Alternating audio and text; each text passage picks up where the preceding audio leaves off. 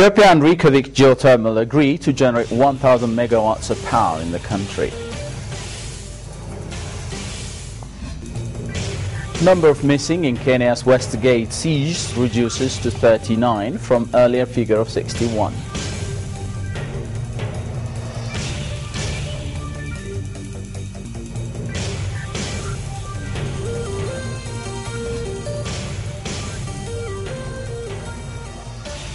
Those are the main headlines in this news edition. Hello and welcome to ETV News. I'm Shmal Islam. Ethiopian government and Reykjavik geothermal have agreed for generation of 1,000 megawatts of power from geothermal sources in Ethiopia. The American Icelandic geothermal company will invest $4 billion on the project that would be completed in 10 years' time. Rahel Teklihanes reports. Reykjavik geothermal is an Icelandic company which works on utilizing geothermal sources for energy. The company has been consulting the Ethiopian Electric Power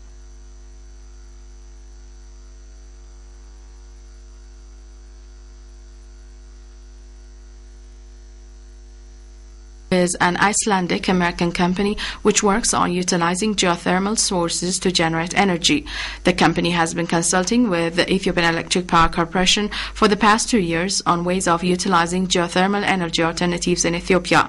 Representatives of the company have recently reached on an agreement with Prime Minister Hailemariam Desalegn to launch a project that would generate 1,000 megawatts of power. The project, which will be launched in Korbeti Caldera area located between Shala and Hawassa Lake in Ethiopia, is expected to be completed in 8 to 10 years' time. The project would be completed in 2 phases, the first one in 2018, the second in 2021, while the projects would generate 500 megawatts each. While holding discussion with company heads and finance institution representatives, Prime Minister Hailemariam said Ethiopia is working hard in utilizing its renewable energy potential, and this project would contribute to this endeavor. We have huge potential. Now we have come only to 10,000 megawatt. All the investment we are doing. So we need to have a private-public partnership, and the private sector has to come in to harness this potential. And this potential is not only for Ethiopia, but it's going to be for the region at large. The government fully supports for the project, Secretary Hailemariam said, adding the country's doors are open for other American and European companies to invest in Ethiopia. U.S. President's Power Africa initiative has selected 6 African countries to support their efforts of ensuring sustainable energy, where Ethiopia has become one. The initiative's representatives explain why Ethiopia was selected. Looking at what countries on the continent would be right for Power Africa, we looked at those where there's the potential to generate power, where the governments are committed to reforms, and where the private sector is interested. And so when you've got this convergence of interests, it was very clear that Ethiopia would be one of the Power Africa countries. Finance institution, we're looking for investment opportunities in the power sector, and as you know, Ethiopia is one of the 6 Power Africa countries that the President Obama selected earlier this year. Ethiopia is, a country of about 90 million people, but also really well endowed in natural resources, particularly renewable energy. I think there's a lot of potential in hydro, there's a lot of potential in wind, but there's a huge potential in geothermal. The project makes Reykjavik Geothermal to become the first independent geothermal company in Ethiopia and a huge project in Africa. Reykjavik company representatives, for their part, said they would further contribute to Ethiopia's efforts of becoming East African power hub.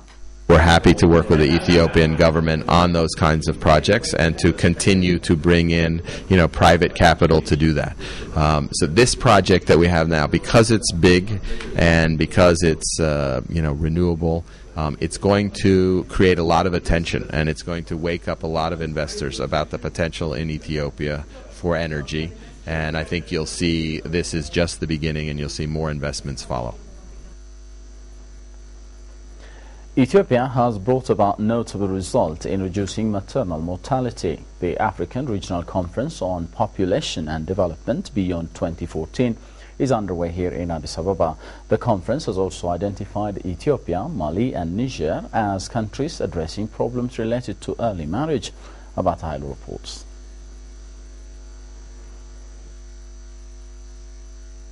The International Conference on Population and Development ICPD Program of Action was set out in 1994 in Egypt, Cairo. The high-level task force for ICPD paper findings highlight 222 million women who would like to prevent pregnancy are not using modern contraception. This contributes to 80 million unplanned pregnancies and 20 million unsafe abortions that occur each year. And also 1 in 3 girls under 18 will be married without their consent in low and middle-income countries. In this respect, ICPD is dealing with governments and the international community to take bolder actions since 1994. Documents obtained from UNFPA shows the African population has increased from 703 million in 1994 to projected 1.2 billion in 2014. That is an increase of 21 million persons to its population each year. Africa has the youngest population and will remain so for decades in a rapidly aging world. ICPD Beyond 2014 Review Conference is underway in Addis Ababa, aiming to provide a unique opportunity to forge a new regional position to address the persistent and emerging challenge of population and development. Abdallah Hamdouk, Deputy Executive Secretary of the United Nations Economic Commission for Africa, says realizing reductions of maternal mortality and access for health and education seem optimistic, yet a lot remains to be done, particularly on human capital development. Although countries have explicit population policies, the lack of comprehensive strategies, and you would agree with me, budgets often make these policies difficult to fully implement. He called upon the strong commitment of governments in achieving universal access to quality, comprehensive and integrated health information, education and service, eliminating violence against women and girls. Dr. Kabeda Worku, State Minister of Health, noted Ethiopia identified high priority policy tension and is investing accordingly to meet the agenda. Various steps are being taken to meet access for health, gender equality, education, as well as post-2015 and Sustainable Development Goal agenda. Using health extension workers, we have begun to see positive results in family planning and fighting against disease as well. Furthermore, addressing the issues related to women and youth presently are the forefront issues, taking it as a huge potential resource for economic development.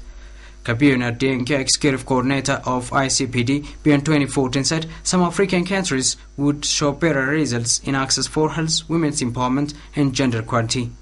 I mean, in Ethiopia here you have models of protecting girls from early marriage.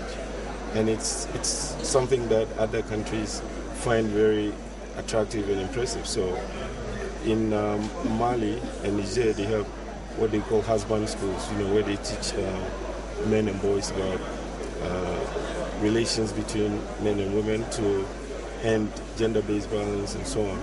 Participants comprised of ministers, civil society and youth representatives, partners from UN agencies, regional economic communities and development partners are in attendance. Opposition party Unity for Democracy and Justice UDJ held demonstration against the government on Sunday in Addis Ababa. The demonstrators called for revoking of the country's anti-terrorism legislation and the release of individuals suspected and arrested for perpetrating terror acts. In their slogans, they requested for the respect of the right of land ownership and an end to governmental extremism. Position of Anduale Marage and others who are in prison after being convicted for terror acts was read by the party's leaders on the occasion. State Minister of Government Communication Affairs Office Shimelis Kamal told journalists that the act of reflecting in public the stance of individuals convicted of terror is illegal. Shimelis said requesting the release of individuals whose cases in court process shows that they do not care for the independence of the judiciary.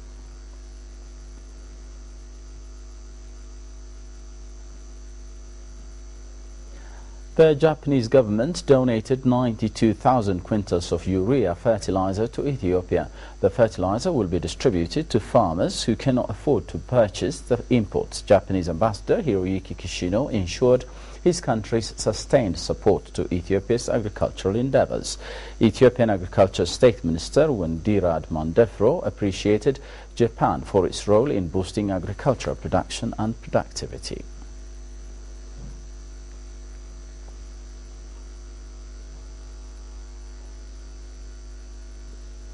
An Indian medical team comprising 30 doctors is in Ethiopia to give free service for 10 days. Head of the team, former president of Rotary International, Rajendra Sabo, said Indian volunteer medical personnel are coming to Ethiopia for a second time. They will be offering services in 7 sectors, including plastic surgery, ophthalmic and internal medicine. The medical service will be rendered at Zoditu, Yekatit Asrahulet, Menelik and Debre Brahan hospitals. The team would spend over 5 million birr for medicine and equipment.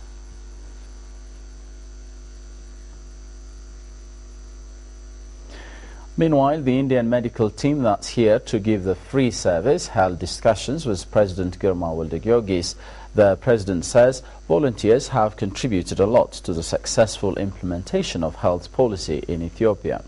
In addition to the free health service, the medical team offers training to some selected Ethiopian professionals and leaves behind all the equipment it uses in the hospitals.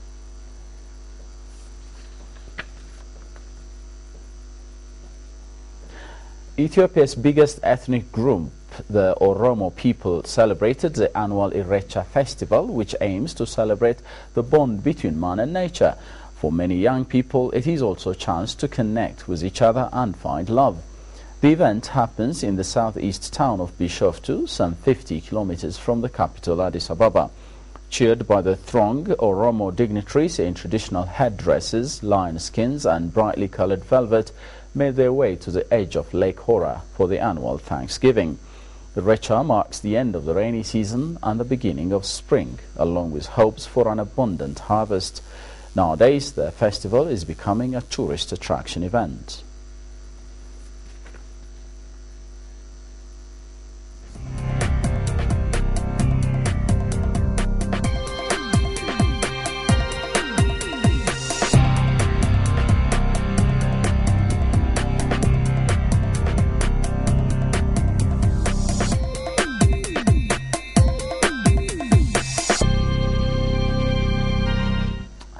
You're watching ETV News. Now, a few international news items. The Kenyan Red Cross said the number of missing in the Westgate shopping centre attack has gone down to 39 from an earlier figure of 61. 14 of the missing have been found alive and 7 bodies were in the morgue. The government has said 67 people were killed after Al-Shabaab militants stormed the Westgate centre in the capital Nairobi on September the 21st. MPs have started a probe into alleged intelligence failings over the attack. The government said there are hardly any people still unaccounted for after the attack, and it did not think any hostages were killed when a car park collapsed inside the mall, ending the siege. However, the rubble is still being moved, so Interior Minister Joseph Ole Lenku accepted that some more bodies might still be discovered.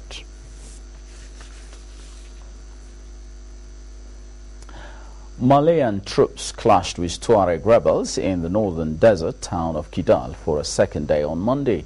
The fighting began late on Sunday afternoon outside a bank in the center of Kidal, with both sides accusing the other of firing first. The rebels accused newly elected President Ibrahim Boubacar Keita of failing to honor a June ceasefire deal. The agreement had committed Mali to opening talks on greater regional autonomy for the North within 2 months of a new government taking office. France, which had more than 40,000 troops involved at the height of the conflict, aims to have just 1,000 soldiers deployed in Mali by the end of the year as a rapid reaction force to respond to any terrorist threat. The deployment of a 12,600-strong UN peacekeeping force, meanwhile, is being hobbled by a lack of aircraft and troop commitments from member states.